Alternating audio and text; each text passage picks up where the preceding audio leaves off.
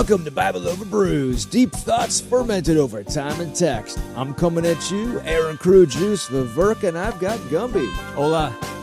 I've got Justin. I've got Nate. What's good? And I've got Keith.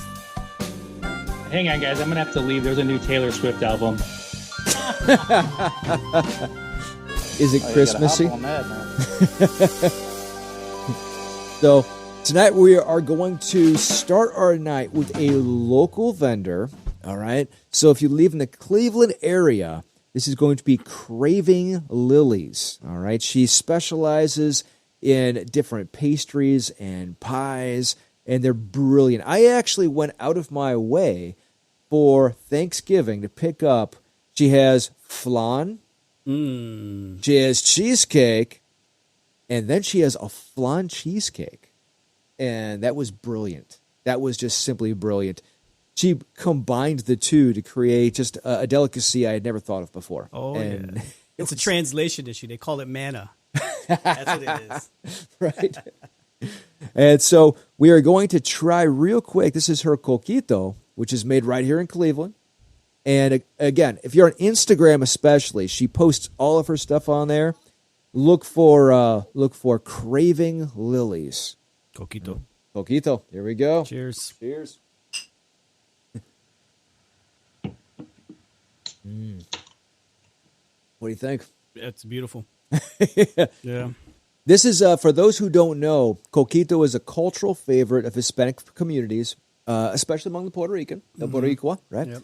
And it's usually made with 151 rum, and it's watered down a little bit because it's also made with different coconut milks, and think of it as a Hispanic version of eggnog. And it's sweet, it's a little bit thick, but it's delicious. Yeah. Very good. So Please thank put you. that on your keyboard for me so I can have a taste. Keith, what is in your hands there, man? Oh, I'm going to say that sounds a lot better than my expired Czech Pilsner Urquell. We got these out of the storage room at the local Czech Cultural Association that we're part of for the boys' gymnastics. And they were like, we can't sell them, so we're going to give you guys expired beer. Is it green? It's beer. It's tall, so I'm gonna be fairly inebriated after drinking it. So that's always a plus. As long as you're not drunk. The bottle, Only a bit tipsy. the can looks cool, so that's It is a That's a colorful plus. can. Yeah. I can't read most of it, but it looks cool. And then, Nate, you and I made actually contact, I think it was, 8 months ago or so? Feels like it was a while ago, yeah. Yeah.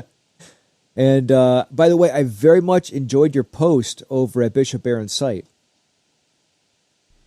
That was, yeah, that was a good article. I don't know if you want to speak to that at all, but that was a good article. I feel like I wrote it like eons ago. But yeah, it kind of was I should probably fix my mic, huh? Sure. well. So wait, Aaron, you got to give me some background on the guest here. I need some context.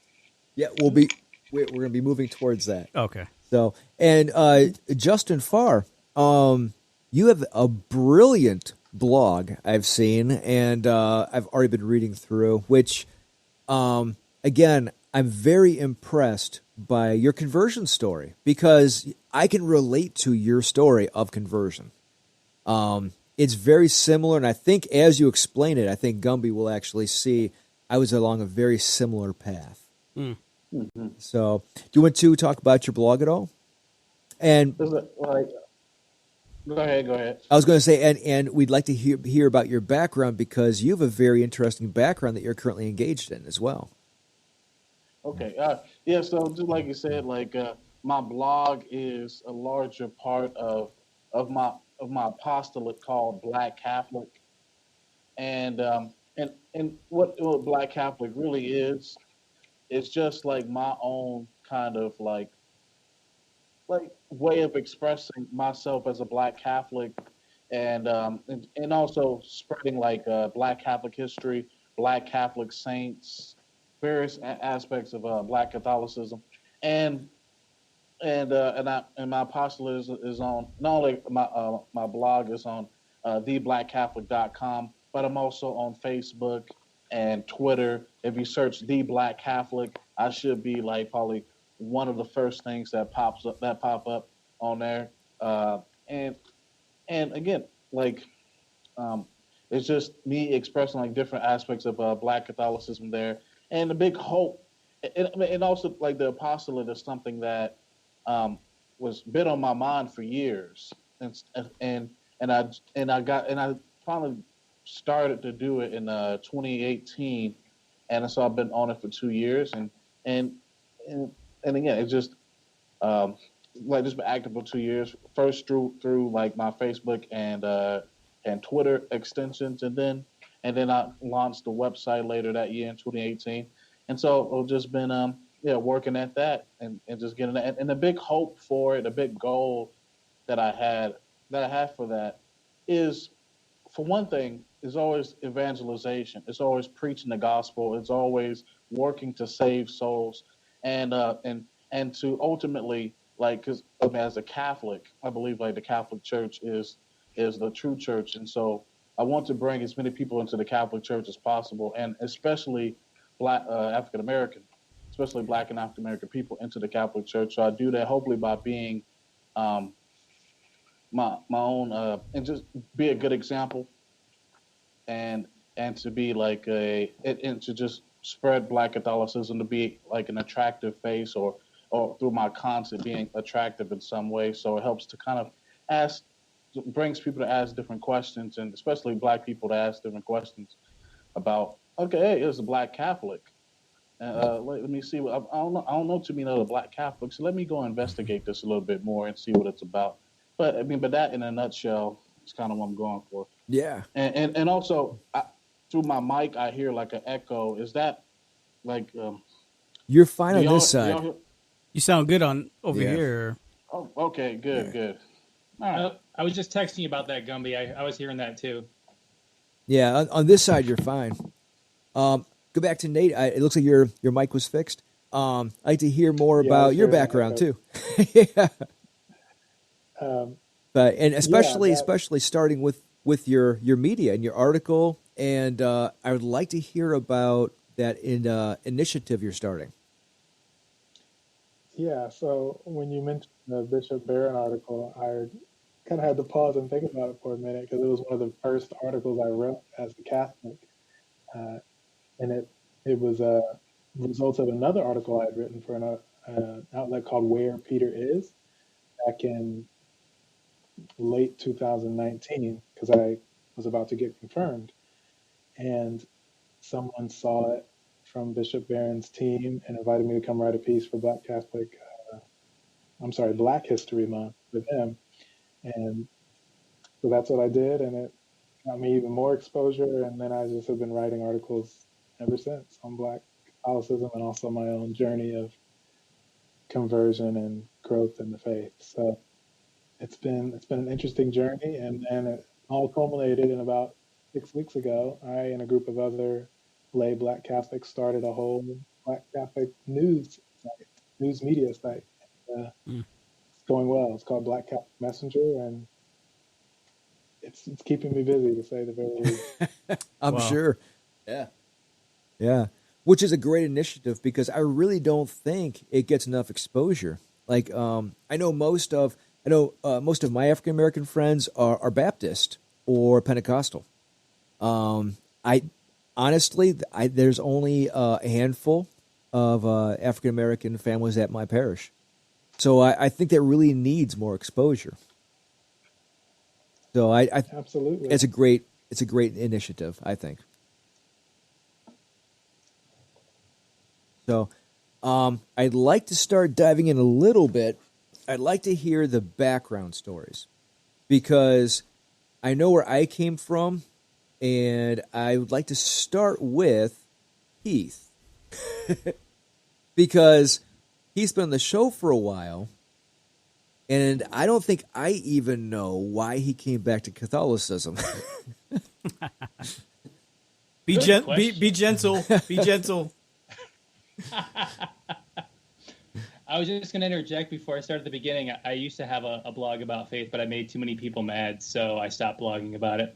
But it had a picture of I took a picture of Martin Luther and made it look like the Che Guevara, like what you see on the shirt, and called it a heretic for orthodoxy. Like Martin Luther was a rebel, but not really. But it was so, I don't know. It was a pretty dumb joke. It was my best Photoshop to date, though.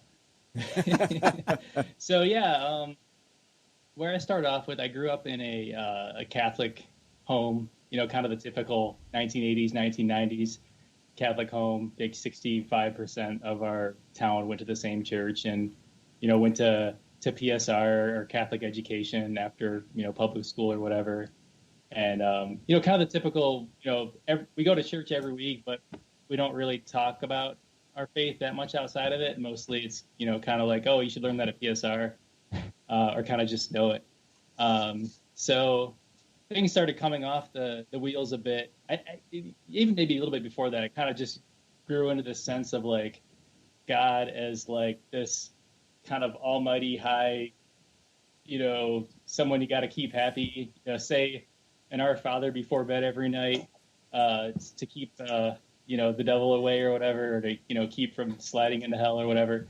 But yeah, the wheels started to come off in high school, and I had several friends who went to a Lutheran church, and they introduced me into the band. I was a drummer, so I got to play drums with all their cool worship music instead of boring old hymns at the Catholic church. Really cool hymns like "Lord, I Lift Your Name on High," like super cool stuff, guys. I mean, hey, yeah, that's still one of the top selling Christian songs ever.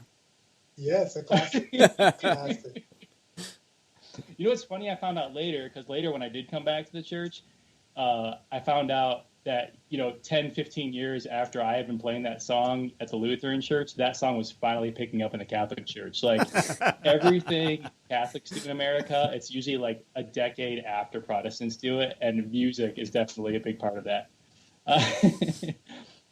So yeah, I started kind of drifting towards our church. I had a Protestant-esque conversion experience at a Jesus camp between sophomore and junior year, and by the time I got to college, I kind of was looking for an excuse not to go to Catholic church, especially since I was on my own now, and I pretty much used the excuse of they let go of the guy who did contemporary music for the praise band at the Catholic church, because I was still kind of going to both. So I was like, oh, I'm pretty mad about that, so I think I'm going to not go there anymore. And I mean, I was probably legitimately mad, but I mean, it was kind of convenient. So I latched on with a campus group that was affiliated with the Assemblies of God in college, and quickly ended up in their leadership ranks. And it also meant kind of just by default then I was going to an Assemblies of God church. And since I was a drummer, I was ending up in their band too, which kind of took me to the point where I was like, if you just go to especially like a seeker-friendly AG church, it'll seem like pretty normal. But then when you get, where you get to where the sausage is made, like being on the worship team and like praying with everybody before the actual service, and then people start speaking in tongues, if you're not really used to that, then you start getting to the point where you're like, oh, this is kind of weird now.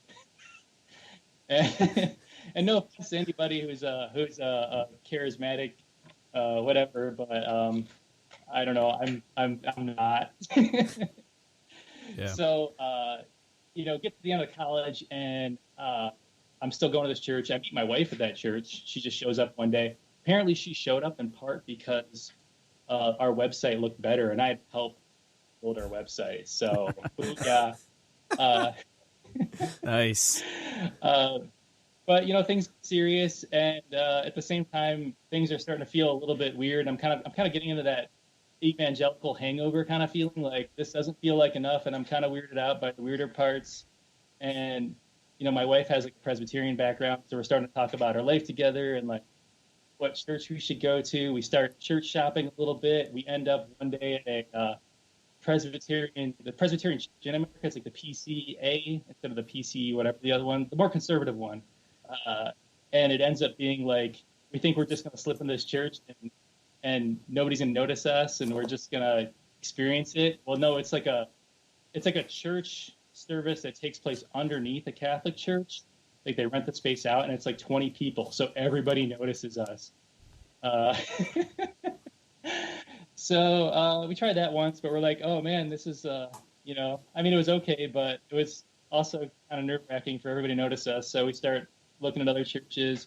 We're in a bookstore one day and I'm like, I keep thinking I should get a book just like that actually really talks about Catholicism to make sure that I shouldn't be Catholic. Like I should really listen to some argument about why you should be Catholic. Because there's a little more background. I was really into this whole thing, like debating people. I was one of the token Christians on the Internet Infidels message forum. So I had just a lot of fun sparring, and I still enjoy that talking. This is why I'm here. I like talking to people from different faith backgrounds. So I pick up Carl Keating's Catholicism and Fundamentalism. I'm like, hey, that's a pretty good, it's comparing the two from a Catholic perspective. I'll try it out. I'm immediately really hit by the argument about the inspiration of the Bible. Just instead of starting from the perspective of the Bible as inspired, therefore Christianity, that the inspiration of the Bible really hinges on the trustworthiness of the church. That the witness of Jesus rising from the dead, there's hundreds, maybe more people who witness it. There's people who testify to it in the moment, and there's people who then write it down, while also becoming this church that Jesus said would be there right along with rising from the dead. All these, one thing Jesus said is trustworthy, rising from the dead, and it kind of proves the other stuff that he was saying, which was, I'm going to build this church upon Peter, and this church happens. And then this church says that the scripture is inspired, and I find this argument very convincing. And I remember very specifically after one of the Assemblies of God church services, and I'm hanging out with my my then girlfriend in the church, and I'm talking about I started reading this book, and man, this argument's really convincing, and I think I'm gonna have to change because of this. And at the same time, I had started reading this book about like Mayan spirituality. Something my coworker had given to me, and he's like, hey, you should read this book. And I was like, hey, I'll read anything so I can debate you or whatever on it. So I'm reading this book about like this new agey stuff, and some guy's going on these world travels, and he runs into the Mayan calendar and the end of the world coming in 2012 and all this weird stuff. So since I didn't explain what I thought would change my mind or which book I thought would change my mind, my to-be wife was convinced that I was talking about the Mayan, new age spirituality book and not Catholicism and fundamentalism. So yeah, that kind of started off just a serious imbibing of all things Catholic. I probably consumed way too much Catholic Answers, which I think is the double-edged sword, as I learned later, in emphasizing certain things over others in my early journey into the church. It really synthesized an interesting way with my, continuing to debate stuff on the Internet Infidels, and I think I kind of knew I was really sucked in when at one point I'm debating something on there, and I can't remember exactly what, but I think it definitely had something to do with inspiration of the Bible and like taking things super literally. And I just immediately, mid-discussion, I switch over to the Catholic position of just not taking it quite so literally, like the entire truthfulness of the faith hinges on exactly our modern interpretation of what the Bible is. And so at the point I switch over to the Catholic argument, I'm, oh crap, I'm Catholic now. So, that was kind of probably the point of no return. And once you intellectually convince me of something like that, I really can't not go along with it. I think I was back to my, first confession since reversion within a week of that. And then, from there it was really, definitely since I was involved in campus ministry and still hung out with a lot of those people after school, I definitely probably had a problem. I realized I thought I was right doing this, but I definitely had issues where I had the classic issue of anybody who suddenly thinks they know everything, when really that's the point where they put the least amount that they should know, which is to act like they know everything. So I'm kind of getting pretty aggressive and spouting off my newfound perspective and alienating a lot of my friends, running a blog that probably makes people at my church angry. And yeah, this so yeah, since then it's been actually a journey just to learn how to be a little more humble about it, and not just hit people with the fire hose. This is probably the most I've talked about my faith since I went on about a decade-long hiatus in talking publicly, just in kind of the fire hose format. Oh, it's good. It offers a lot. I appreciate all of the stories. Definitely. Yeah. Yeah. I'd like to switch over to Nate now, because Nate, I know you've gone over quite a bit, and you have a pretty interesting background. So let's hear from you. Well, I was not raised Catholic. I was raised very much Protestant. First, probably 8 years of my life, I was in a Black Baptist church, specifically Missionary Baptist. And then I was exposed thereafter to a white evangelicalism in a megachurch for a couple of years.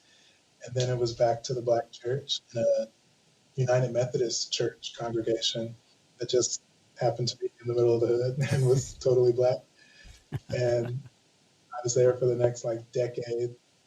Then I was an American Baptist for a while, which was like country white Baptist, which for whatever reason I enjoyed during high school. I preferred it very much to Methodist Church. And I pretty much stayed in white evangelicalism for the next 10 years after that, including college out in Los Angeles. I'm actually from Indiana.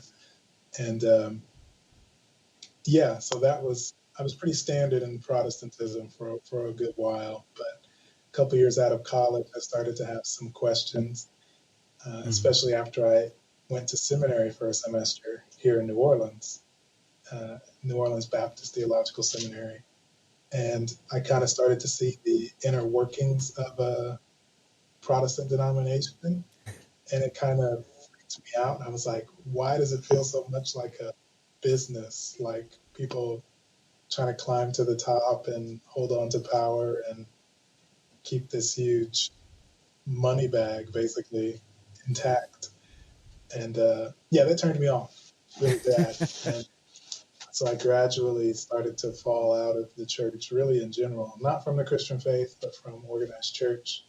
And I got to the point where there was a whole year, I think, in 2017, I think, when I just didn't go to church at all. I was like, they're doing it wrong. I can't justify it. But at no point did I ever consider something other than Protestantism, because during college, I had kind of latched onto this Reformed theology, even though I wasn't going to a super Reformed church. I was very much into John Piper, Mark Driscoll, and then into the older guys like Martin Luther and John Calvin, that kind of theology. So Catholicism had been totally wiped away from the realm of possibility for me as far as Christianity was concerned.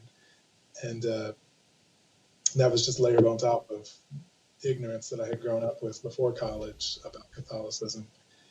And so it wasn't until late 2018 that I finally decided to try something other than Protestantism.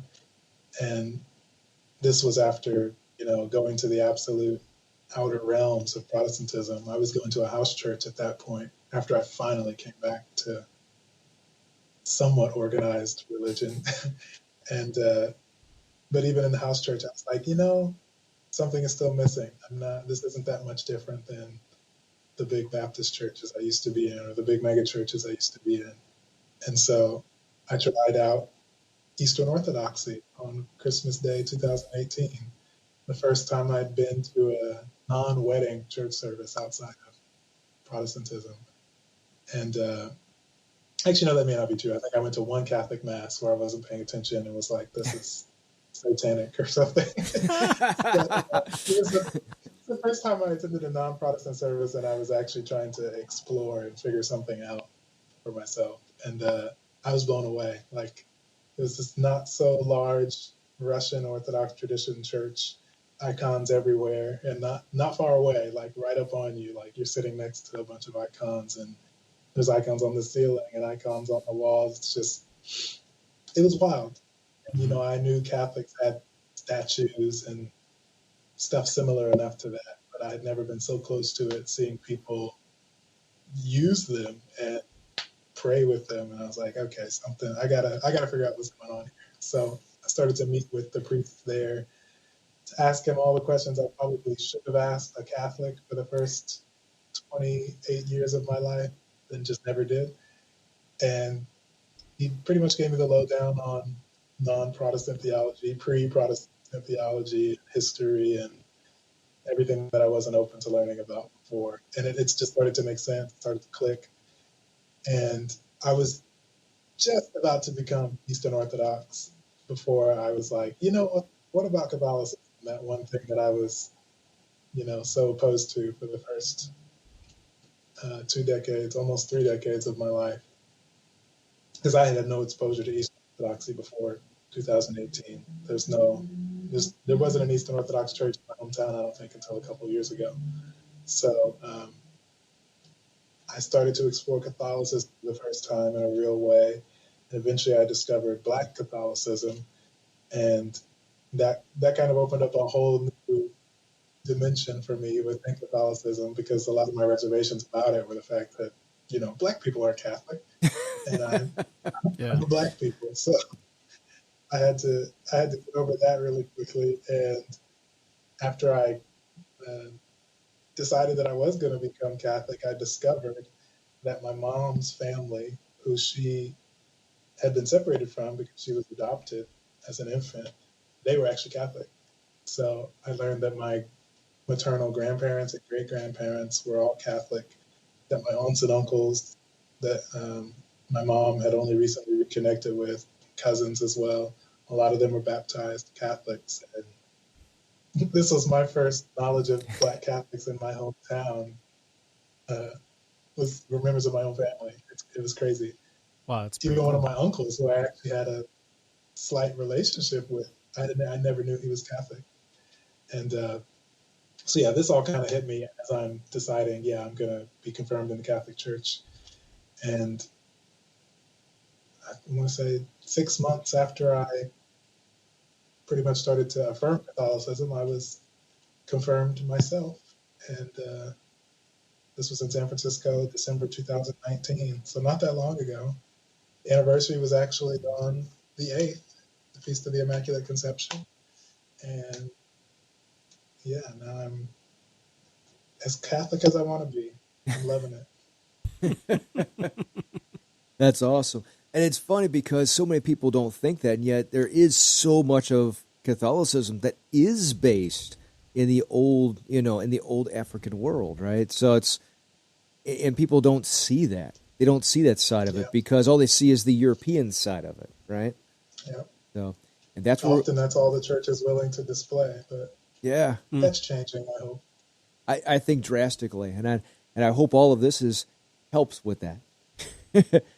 As we're going to switch over to Justin Farr. Now, good sir, you currently are already involved in the ministry, are you not? Oh yeah. Like right now, like I'm in my 3rd year of seminary, Catholic seminary, and I'm studying to become a Catholic priest. And in the past 2 years, it's been 2 years in my philosophical studies. So now this has been my first year of theological studies, and coming up on the the end of the first year of theological studies, and it's going to be 4 years in total of theology. And still got some way to go. But again, even though like I'm not like an ordained clergy member yet, there's still, as a seminarian, you'll find that there's still plenty of opportunities for people to minister to the people of God, and that something like ministering to people of God is not something exclusive to just what the ordained clergy can do, but it's something that lay people can do as well. But that's what I'm doing as far as ministry, uh, becoming a Catholic priest and studying for that. Awesome. Awesome. And your background, when I heard your testimony from when you were young, it actually resonated with me because I saw a lot of myself in that transition. Can you relate how you came around to that? Okay. When I like, I guess quick question, like, as like from there, like I guess launch off from like to tell my full conversion story and stuff like that. Oh yeah, absolutely. Yeah. Okay, all right. But anyway, just like you said, like my faith journey kind of started when I was really young, um, and and again, just like Nate, like I didn't grow up Catholic either, and so I was nowhere even near the Catholic Church until a lot later.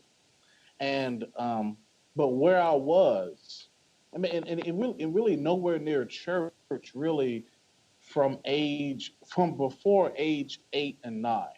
And so, because before that, my immediate family at least didn't go to church. Like church, I don't remember church ever being mentioned in the house or anything like that. Like no mention of God on a explicit type of level.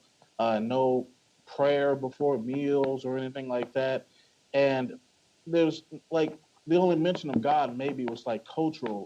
Like you may hear some sayings like God don't like ugly or something like that, or oh my God or something like that, like things like that. But of course, I don't think I really thought about it much because nobody formally told me about God until when I was 8 or 9 years old in 2003.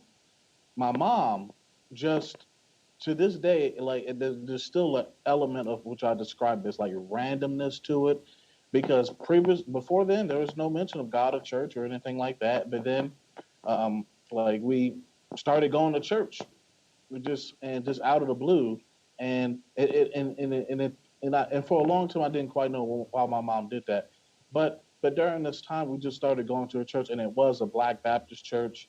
Um, like I actually still live like not too far from like that Black Baptist church we went to, and we went there for about a year or two, and after that moment we stopped, and we didn't really go to church after that point. But before then, when I was around this same age, I do remember being baptized. I remember clear as day. Uh, like I don't know how long it was when we started going to church to when this moment we got baptized, but I think it probably was like a choice. That was, hey, you want to get baptized or something like that. But as a kid, 8 years old, probably doing what I'm being told to do. But I remember being baptized and and going under and coming back up.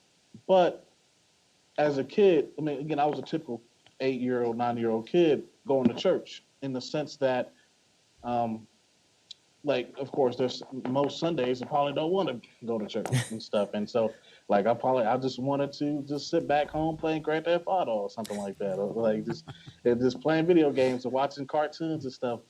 And but but like there was this key moment, as I relayed in my like previous kind of telling my conversion story, when I was around the same age.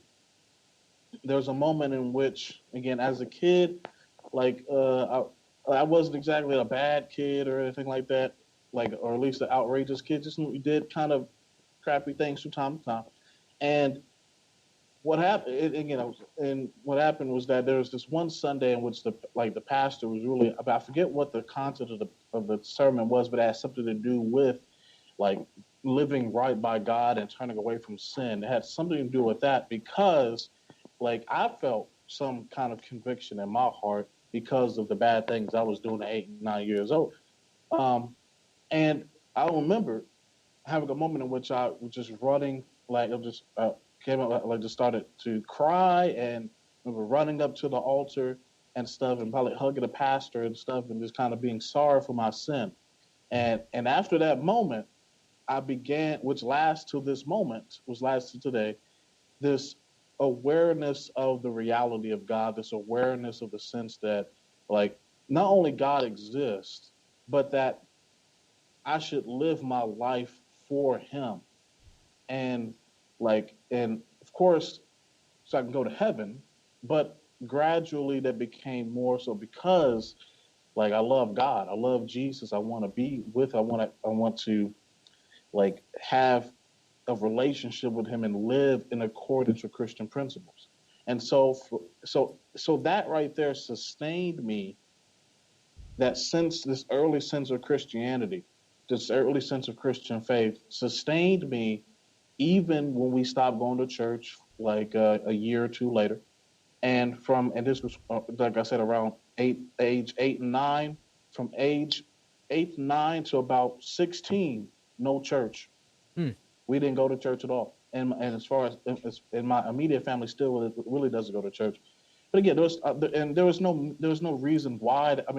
There's no reason I knew then why exactly we stopped. We fell out the habit and just didn't go. But having this kind of early sense of Christianity instilled in me, that kind of sustained me through this period of at least a decade or so, to where even though we didn't go to church, I still had this sense of faith within me, and so I would still pray to God again and be aware that God exists, and gradually become this sense of faith got more mature and more developed as I went from elementary to middle school to high school.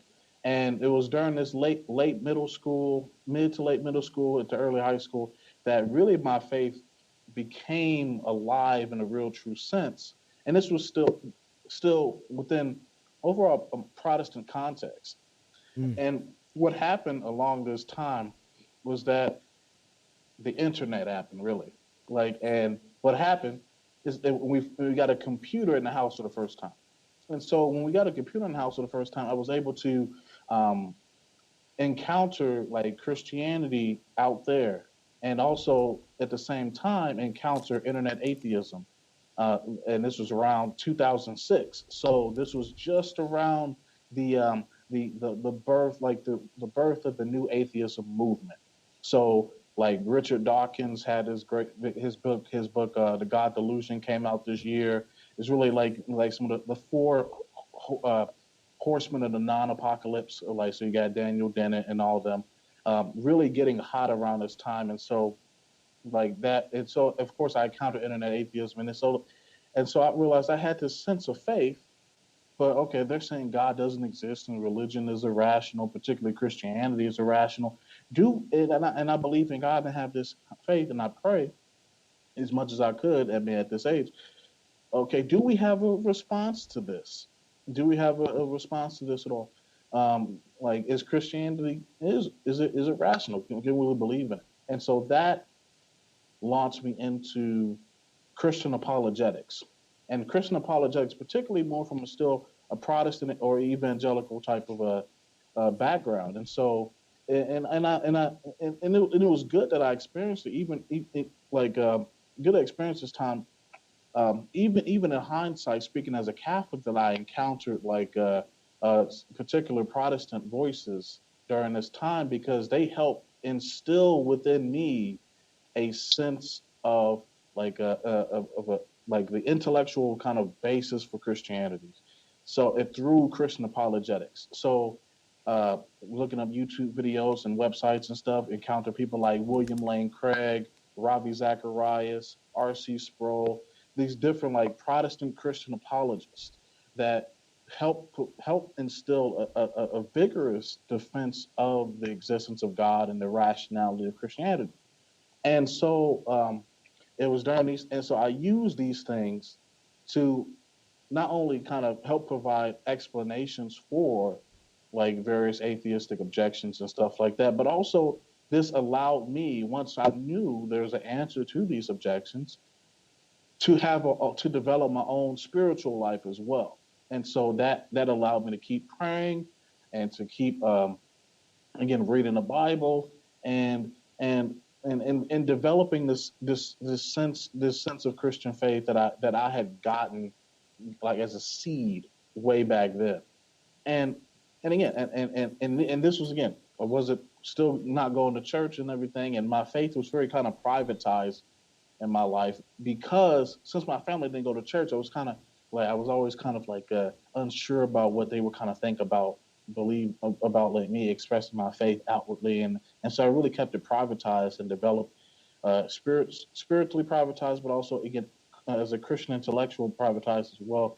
But then I started to when I got to late high school, I started like the question of church and being amongst Christian believers really began to be like a consistent type of question. And when I read in the scriptures, I read like St. Paul saying, and like the description of the New Testament church in which they gathered together, and they broke the bread, and I knew deep down like Christianity is something that we gather together, and I'm supposed to be doing something a little bit more than just like hanging out and chilling in the bed on Sundays or something like that.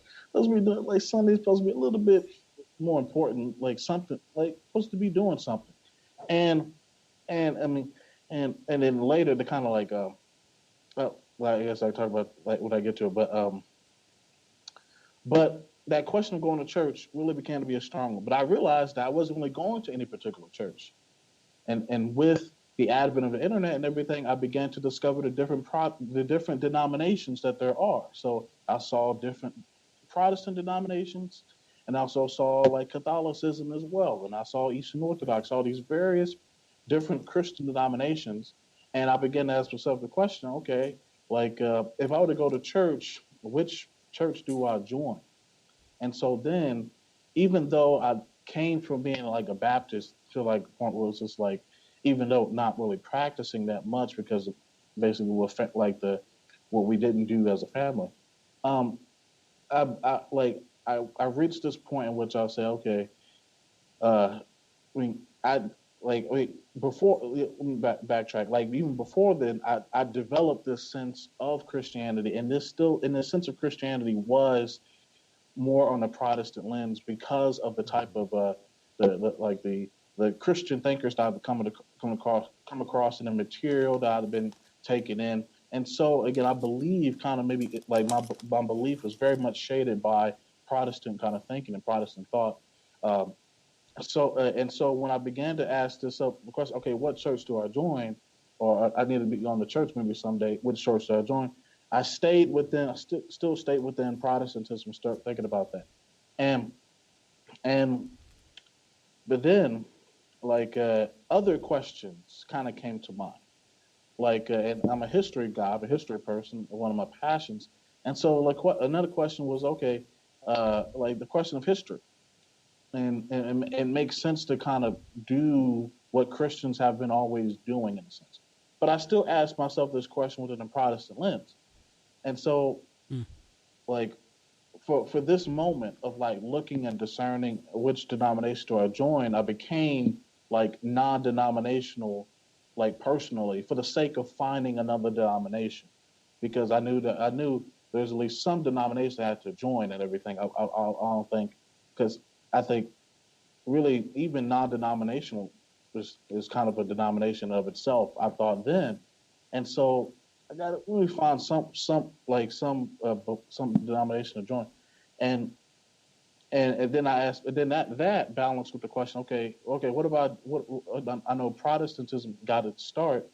Okay, let me try to be one of the oldest Protestants. So I started to investigate Lutheranism, and and I was really attracted and drawn towards a lot of like Lutheran faith as well, and and and also like again like the question of like I might as well be the amongst the oldest Protestants and stuff because they got this stuff started amongst the Lutherans.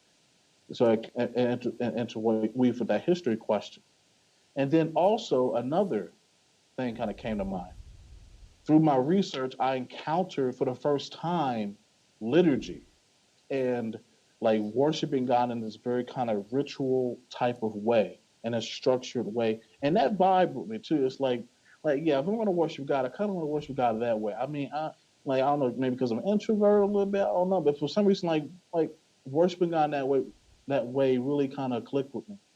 And so I started to inch more towards like a more high church type of Protestant uh, situation, and like seeing Lutherans, they still practice liturgy and they still practice, especially like at least some of them do practice like a very kind of liturgical type of worship as well.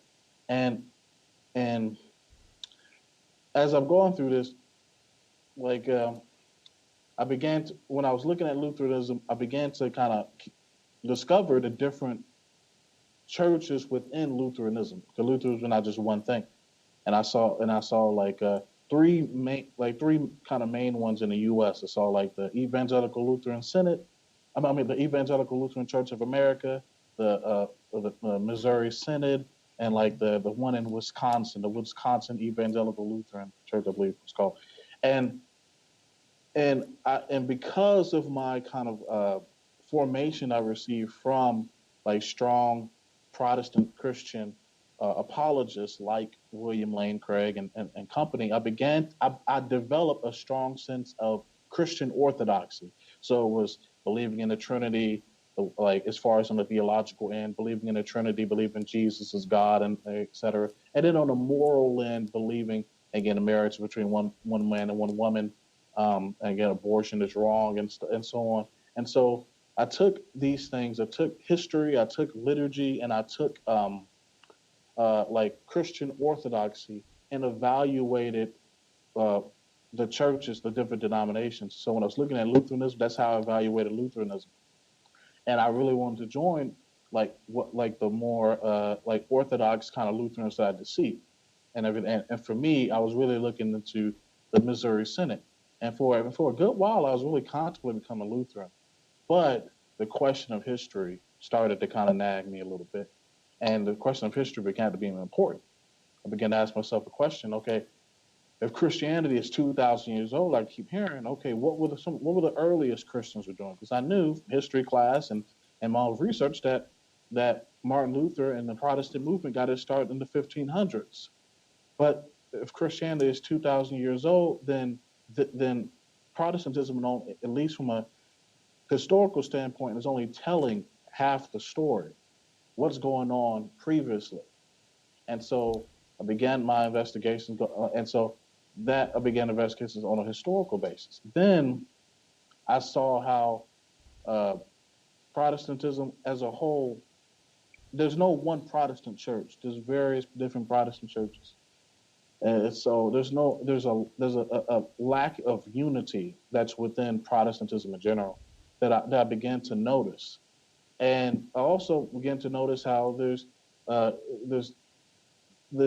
different types of Protestants. Like some are more conservative, some more liberal, and everything like that. And I began to be a little bit disillusioned by the lack of unity amongst Protestants in general, and like this sense of and also striving to have a sense of orthodoxy, of Christian orthodoxy, that I had the sense, and then adding into the historical component of, well, Christianity is 2,000 years old. What's going on before? And then at the same time, I was encountering Catholicism as well through like the grapevine, watching EWTN and looking up Wikipedia articles and stuff, and on websites and encounter Catholicism. So it's kind of peering through the lattices, peering through the like the grapevine, this Catholicism beyond me. And so what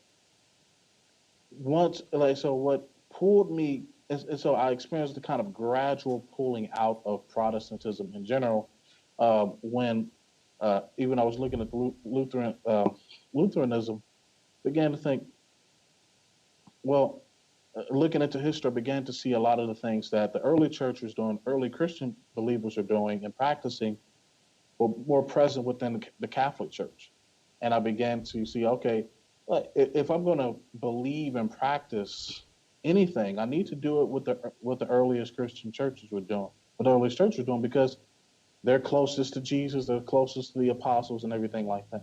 So I need to do what they're doing. And when I looked in history, I saw that what I saw in the early church was more in line with what I saw in Catholicism than in vast majority of Protestants. So I saw like the Eucharist. I saw like the Eucharist being treated as the body and blood, like and not just merely a symbol. I saw again a hierarchical church of deacon, priest, and bishop. Saw these various kind of reflections within Catholicism within the church. So it's like, that I mean, then maybe I need to kind of adopt some of those practices. And so gradually, and another thing I also saw was veneration to the saints and Mary being venerated as the mother of God and everything, and praying to Mary and praying to the saints. And I began to kind of be drawn towards these things, drawn towards these practices, because that was the early church doing, and even some early Protestants were doing this stuff. Like Martin Luther still prayed to Mary, like and you see forms of Protestantism, like amongst like the Lutherans and the Anglicans and Episcopalians, who still hold on to what is seen as Catholic practices, but they still they still have liturgy and pray to the saints and have devotion and veneration to Mary. And so, but again, I had experienced a gradual pulling out of Catholicism, pulling out of Protestantism towards Catholicism.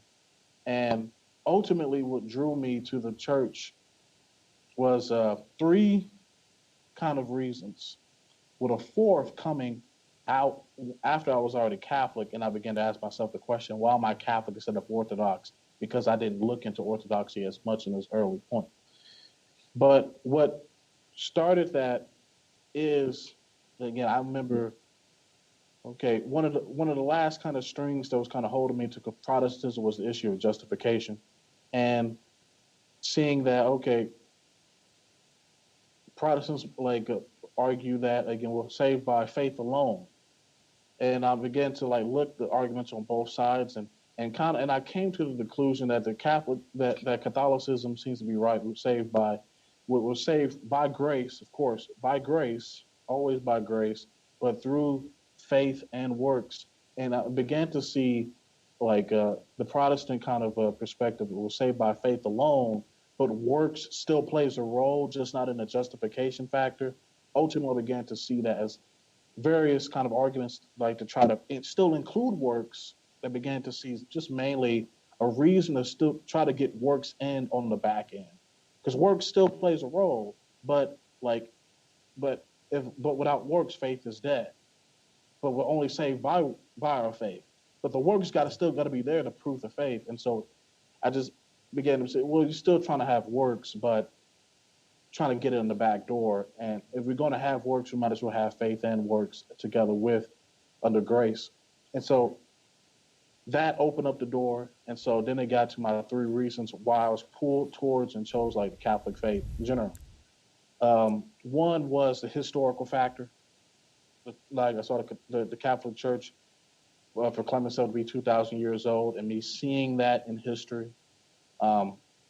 Two, the practice of liturgical worship, and willing to worship God in that way, and seeing that, okay, like I kept basically wanted to worship as a Catholic, even as this still kind of Protestant hanging on. So it's like I might as well just, if I want to worship and to practice my faith as a Catholic, I need to kind of be Catholic. So, and then three, seeing the strong kind of like the unity, but also the theological and moral orthodoxy that has been consistently upheld throughout the course of 2,000 years, under one church, speaking one voice throughout the course of 2,000 years of Christian history, and seeing this moral and Christian orthodoxy that was like this theological and moral orthodoxy that was there. Again, like these three things ultimately drew me to the Catholic Church. And then lastly, a couple years after I became Catholic in 2013, so this was after high school, after my freshman year of college, began to ask myself the question a couple years later, why am I Catholic instead of Orthodox? And that question is answered more so because of like I'm convinced more of the Catholic interpretation of Matthew 16 in regards to Peter and Christ establishing the church on Peter and what that means and the implications of that. and Jesus saying to Peter, like renaming Simon to Peter, to rock, and saying, "You are rock, you are Kepha, you are Petros, and upon this Kepha I shall build my church, and I will give you the keys to the kingdom of heaven. Whatever you shall bind shall be bound, and loose. And so I saw within the Catholic interpretation, I was convinced that Jesus himself, and also like the rest of Scripture, places this emphasis upon Peter having this form of leadership, and leadership in regards to the church, and if Jesus is building his church upon Peter in this way, then and Peter has this importance, then I need to be where Peter is at. If Jesus placed this authority and this kind of a emphasis, this special kind of emphasis upon Peter in regards to the leadership of his church, I need to be where Peter's at. And so that's why Catholic instead of Orthodox. But again, that in a nutshell is my background and conversion story. That's awesome. We're going to go to our next section. Before we do that, we're going to take a quick break to hear from our sponsors. Have you ever wanted to train Muay Thai? Perhaps there's no gyms near you. Perhaps you work odd hours. Perhaps, like a few of us, you don't like germs. Whichever way it goes, you can train online with some of the best instructors from around the country, either live or in class with other students. Living Muay Thai gives you the chance to do all of this and much more. So jump into live classes and on demand right now. livingmuaythai.com. And we're back, and we are starting off with 12 Dogs of Christmas from Thirsty Dog. It's an ABV of 8.0 and an IBU of 17, spiced for the holidays with honey, cinnamon, ginger, nutmeg, and Santa's secret recipe. It's available right now. So they always have a cool label, I think. All the dogs are up there on the Christmas truck. And right on the get-go, right when you start to pour this, the beauty of this is the fragrance. This always has one of the best aromas. You know I got to taste it out of the bottle first. Right. I mean, right off the top, I can smell the nutmeg, a little bit of clove, right on the top of it. Just, that's gorgeous. Yeah, I can really get the honey. Honey's good. It's a bit of an amber color. You can see through it, so it's not too bad. Not too heady. Definitely was not too heady. First sip. Oh, my Lord. That is always so good. You have a little bit of resonance from the spice, the cinnamon. I think the cinnamon's a little stronger this year on it. Maybe it's just me. What do you think? I don't... I like it better in the bottle. Really? Yeah. Okay. Yeah, it definitely has... hold on. Disperses a little different in the glass. I'm going to try it.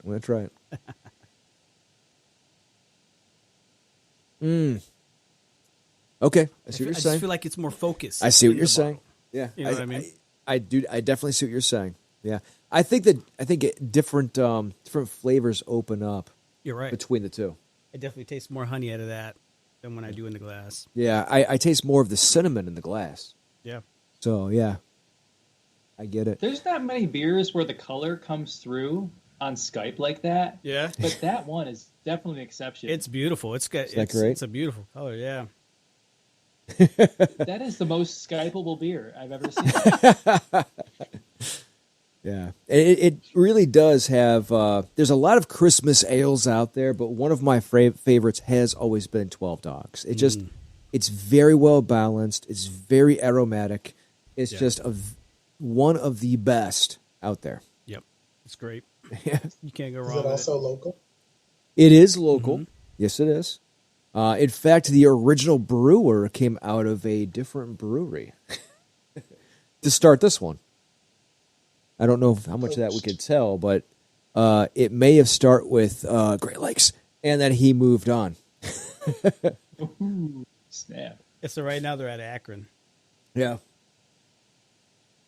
Which Great Lakes is awesome as well. We could have had a better Christmas ale. No, no ill will towards Great Lakes because hands down they are the most well known for a reason. Yeah, So they got They got the market. Bibles over Oh, yeah. brews over drama.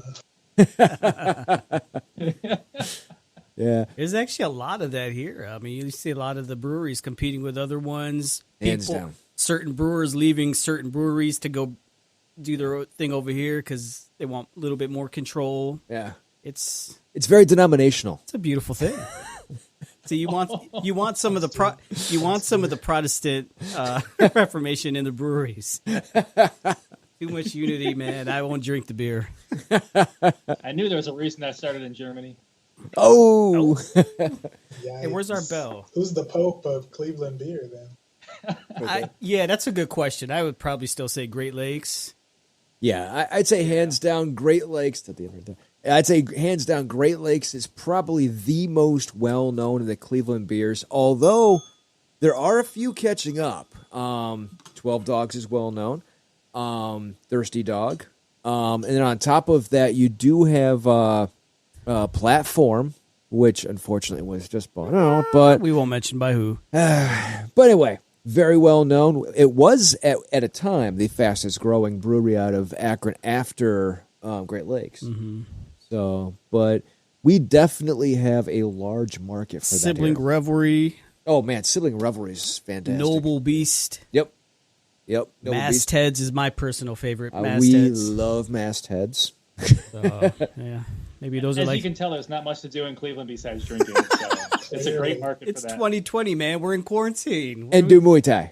Right. So, my background is actually very similar. Going into it's my story.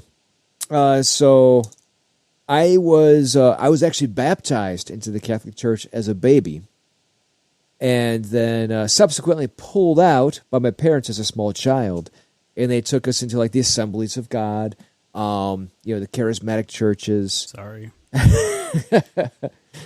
And I mean, honestly, it's weird because I never felt at home in the Protestant churches. I always joke that the U2 song, never found you. I still haven't found what I'm looking for. Right? I always joke that song was my life because I found my way back to it, but I still never felt at home. Right? Like, you're on that journey, that long road, Route 66, right? And takes forever to find a gas station, right? And I never felt quite at home. And then there was the big debacle of my parents going through the divorce and my mother brainwashing us to believe that we were possessed by demons, and that probably didn't help things. I'm gonna say no. So I may have questioned my faith, when it's used against you, Of course. Yeah. So I actually spent a long time agnostic. I didn't really tell people that because most of my family was Christian, but on my personal side, I spent time agnostic, and I started researching world religion. I was very drawn in to Buddhism, Zen, Taoism, because it really seemed to touch with me on trying to find the absolute best way of harmony and peace. Because the kind of like the antithesis, it would seem, of martial arts, of violence, is actually finding peace. And that's what every martial artist looks for, is actually peace and harmony.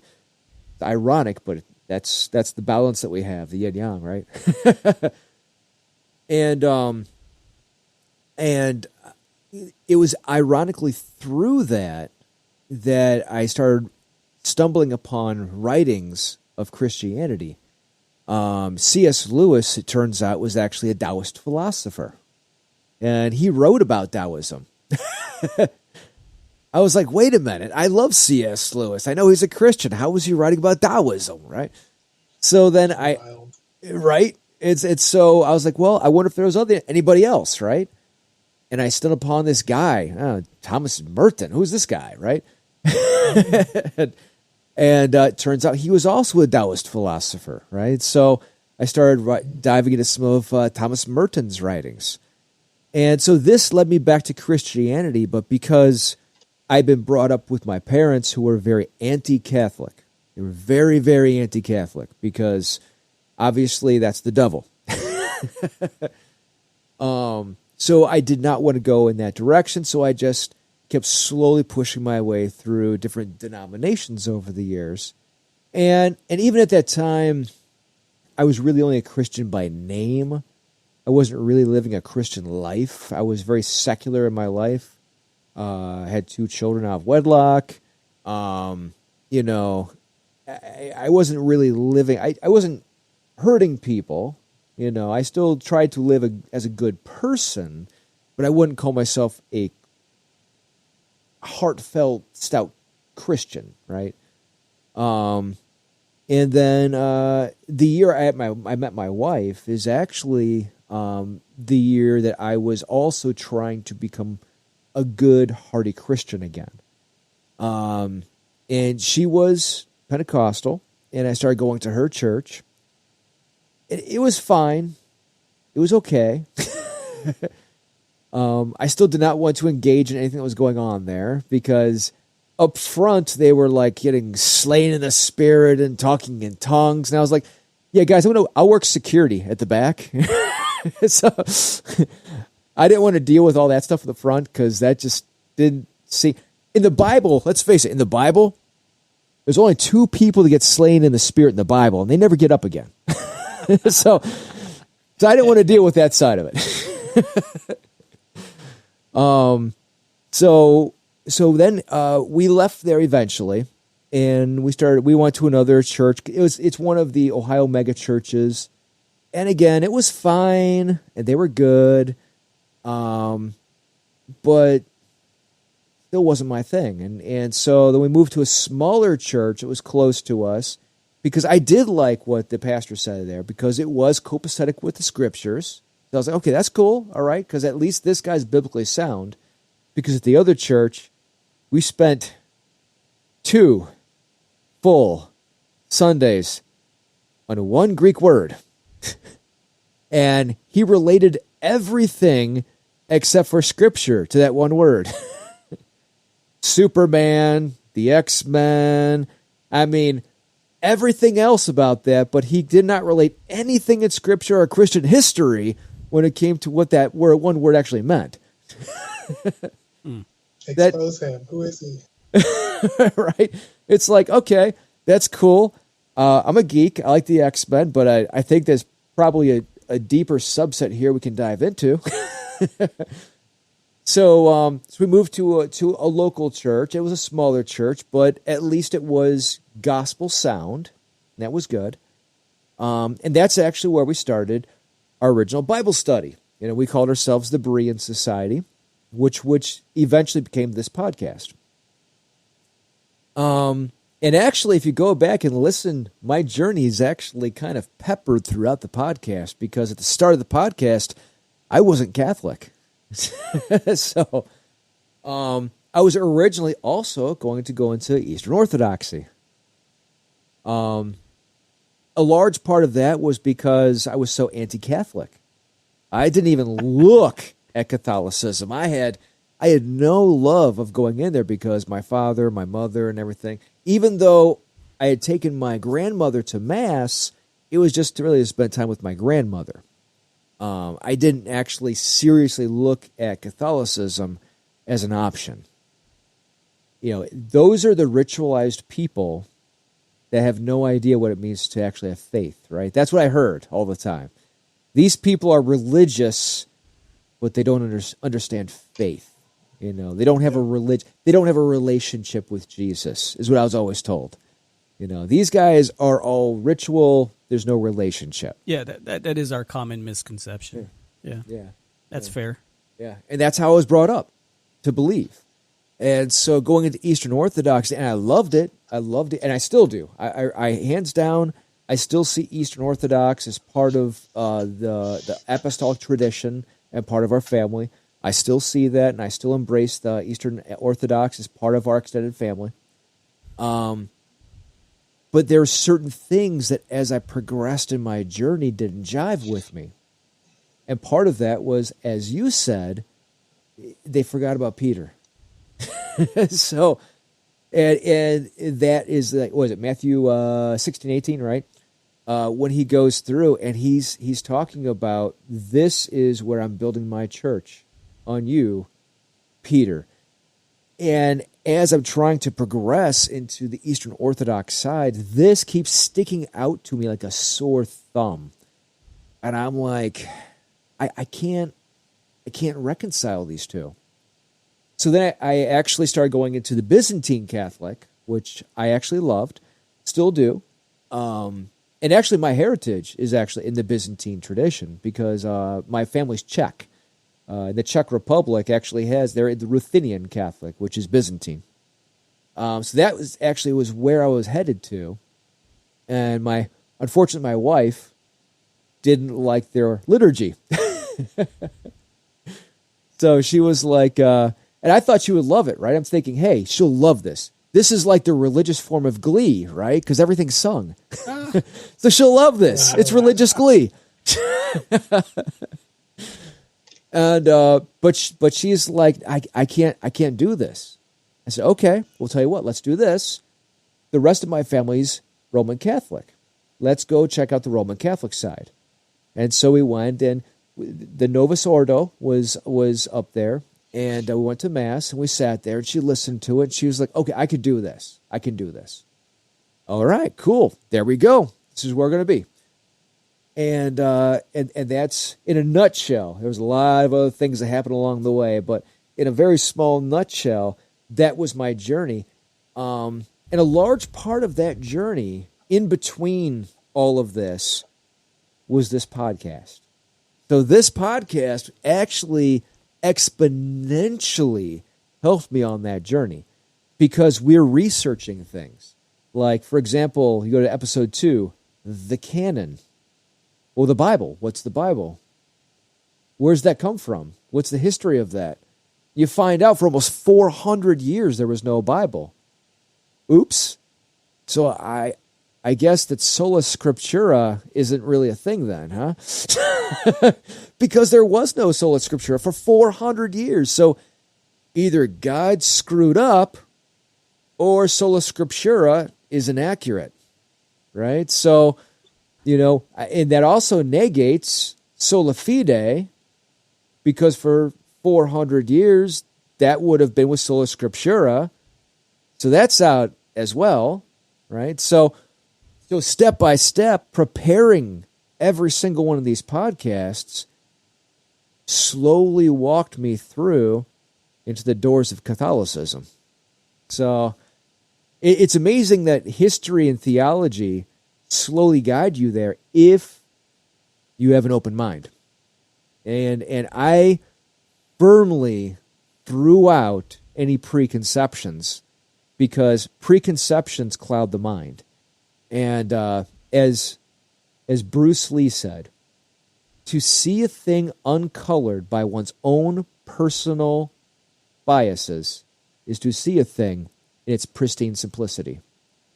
And so, using my martial arts knowledge, I threw out preconceptions and studied Christianity in its own context, historically through time. And that's what guided me into Catholicism. So there you go. Beautiful. Thank you. Yeah, thanks for sharing. My pleasure. And it's amazing because in the Protestant side, and I don't know if you guys had this, but in the Protestant side, I was always told, if you understand the first 400 years of Christianity, you will understand that Catholics are wrong, because it all changed after the Council of Nicaea. And that's what I was always told. Yeah, if you were always told that? Yes. Yes, I was always told that. You never heard that? Well, I can tell you right here that most black churches are not saying that. It's okay. kind of just taken for granted that non-Protestants are whack. Yeah, I was always told that everything changed after the Council of Nicaea.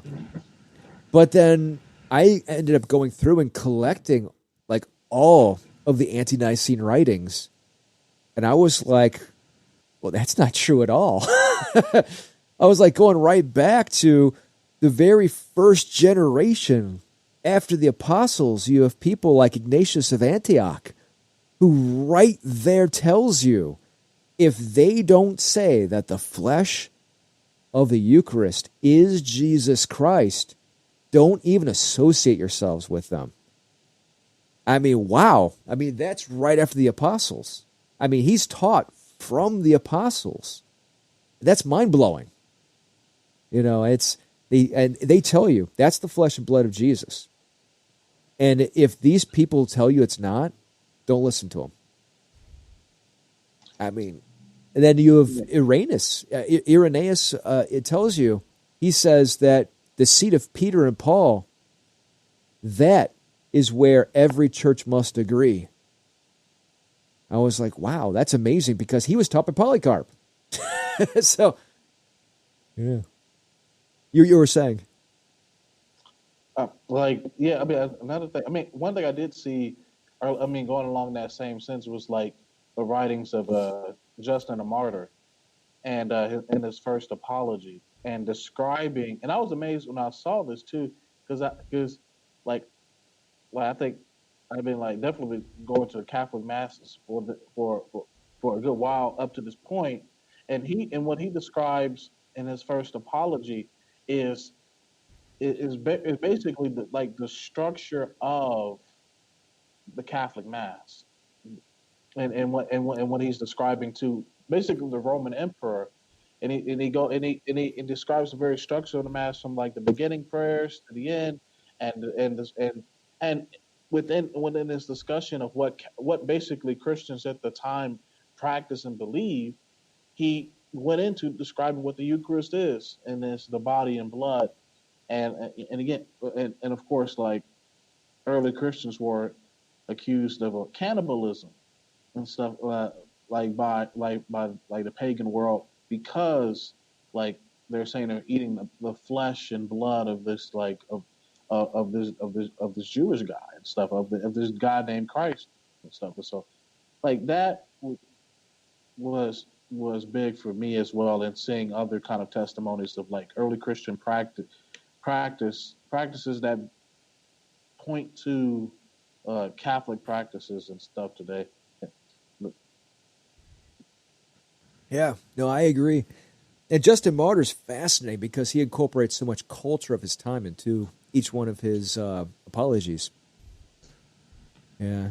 One of the mind-blowing things, because one of the early studies we did with Justin Martyr was also with Chuck Missler too, and that was with the Nephilim and the fallen angels. And Justin Martyr is fascinating on that, because in the in the late Protestant stuff, now we're starting to dive into things like, the Nephilim and the fallen angels and the rulers, and a large part of that was already covered by Justin Martyr, in what I think it's 120 AD, right?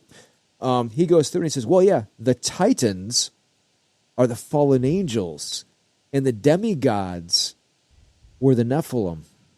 And he goes through and actually shows you and matches it up historically in the thought processes, and what we would call the theology of the time, right? So it's fascinating how he goes through and tells you how it relates back and forth. It's beautiful. Yeah, that theology is part of what helped me to accept Catholicism, first through the Eastern door, as I like to call it, Eastern Catholicism and Eastern Orthodoxy. But most Protestants would probably get hung up on the saints, whereas when you start to understand the way that ancient Middle Eastern people thought about dead people, basically, especially as it transitioned into the early church, it's much easier to understand how people today can, look at a picture and be praying to this person as if they can hear them and as if they can help them. But yeah, without that ancient understanding, you're kind of just making stuff up and trying to justify it for yourself. But when I saw the history of how that belief actually was formed, I was like, oh wow, yeah, the saints, absolutely, that makes sense. It's right there in the Bible. Can't you see it? Well, most Protestants are not looking for it. So Hey, Juice, you hit on something. Oh, sorry. No, go ahead. Go ahead. Oh, I was just saying you hit on something interesting that I could really relate to, talking about, the perception that, growing up or at various points in your journey that, all the Catholics weren't serious about their faith. They were just going through the motions. And, definitely there was a twinge of that in my falling away from the church, where I'm going away, I'm growing up in this parish where most of the town goes there. And it just seems like the cultural thing you do. And, part of me is, sense like just feeling that isn't legitimate. It's not, you didn't have to work hard to come by it. You were just there, and just not like feeling like people didn't really own it, and also wanting to rebel. I should say, just like I want to do different than most of the people are doing around me. And it was just so funny coming back to the church, and suddenly I was made aware. I suddenly noticed all the good things happening at my old parish, or even Catholics I'd met afterwards when I wasn't open to the faith. I was like, oh yeah, that Catholic was nice to me. That Catholic was doing a really good thing. That Catholic's doing a good thing now. I mean, and this could go, all sorts of different directions, but it definitely does speak to, like, if you turning toward or away something is based on how those people right there are acting. Like, you kind of have to look deeper. I mean, and that's the thing, you have to even realize as you continue in the faith. I mean, the longer you're a Catholic, the more bad Catholics you're going to meet. But that's not really what, belief is supposed to be based on, is just how someone who believes this thing, happens to be acting at any given time. So I just thought that was really remarkable, too. This thing that I just thought I just had totally pegged just was totally different when I saw it from a different perspective. Yeah. Yeah, definitely. And part of it is, I think, a cultural thing too. And I'm so glad you guys are on tonight, because a large part of that is cultural. People always say, "Oh, Catholicism, that's for those white people," right? And it's so not true. I would like to hear about our recent news about our new cardinal. Are you excited about that? Oh yeah, I think it is very historical. Is a very good thing from a historical point of view, and like a long time coming as well. Because I mean, you think from where we began, as far as like the church in America, not like going back to like the story of Father Tolton. For those who don't know about like Augustus Tolton, the first recognized African American priest in American history. Um, Going from where he was, they wouldn't even like the church in America, the Catholics in America wouldn't even train black men for the priesthood. And so now you go from that all the way to having like a African American cardinal for the first time, and that is a very good thing, a very historical thing, and I mean and I stress like it's a very good historical thing, regardless of what a person may think of the individual, because one of the things I did see was that across the spectrum, like white and some black Catholics, is that they may not be too hot, not to get into the weeds too much, but they may not be too hot of the person who has been made cardinal, Archbishop Cardinal Gregory, like, but because they may see him as like liberal or whatever like that, but it's nevertheless a very much a great historical moment in life of the church, and I think on that basis alone should be celebrated. No, I agree.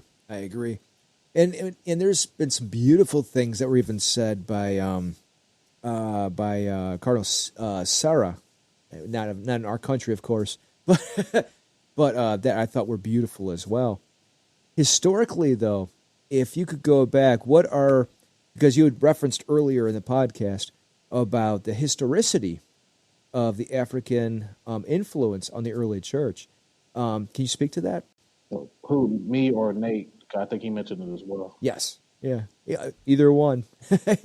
I'll just mention some brief things that I get tossed off today. 'Cause I know he knows his stuff as well. I mean, like going back, if you just pick up the history of Black Catholics, Black Catholics in history, about Father Cyprian Davis, and he focuses mainly on the history of Black Catholics in America, but he leads into that with a discussion of basically the history of Black people in the Catholic Church, going back from the beginnings, going back from like the Ethiopian eunuch to the beginnings of the church that began in Ethiopia, and like and how he mentions how in the 300s, the church began to fully develop in a Black land, and it began and before the developments, the greater developments that you see like in Europe, you see like again essentially a Black heritage of the Catholic Church within Ethiopia, and so that grew and that was full that was it was really beginning to be fully developed with its own liturgy, its own way of talking about the faith, and so it's uh, Black Catholicism has its roots early on in the church, and then even broader speaking, like as far as Africa is concerned, of course you have the Catholics in Northern Africa as well, and so like Black Catholicism is very historical and very deeply, and Black people have always had a place within the church, even when that wasn't as uh, as well respected later on. But of course, just right off the bat, you can definitely tell how like Catholicism is not just like just this white thing or anything like that. I mean, it ultimately is an everybody thing, but of course, it's a Black thing as well, like in terms of history, as far as like the history of Black people within the church. So, yeah. Oh yeah, absolutely. Nate, can you add to that? Yeah, I think it's great that he mentioned that book by Cyprian Davis, because he introduced me really to Black Catholicism in general. It was one of the first books I read that talked about the topic. Before that, I really did think Catholicism was a white phenomenon in history and in America.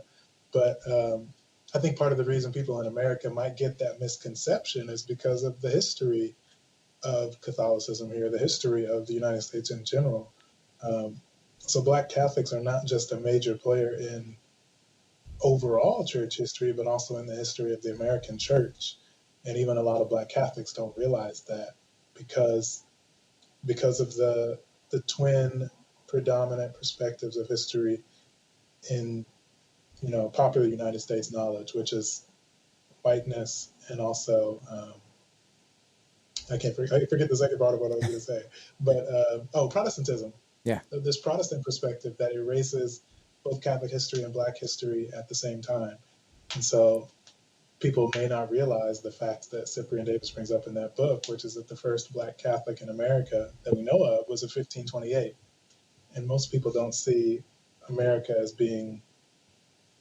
that phase of America starting until maybe 19, or closer to the founding of the United States. So I mean, the heritage of Black Catholics in the land that we live in now goes back much further than people realize.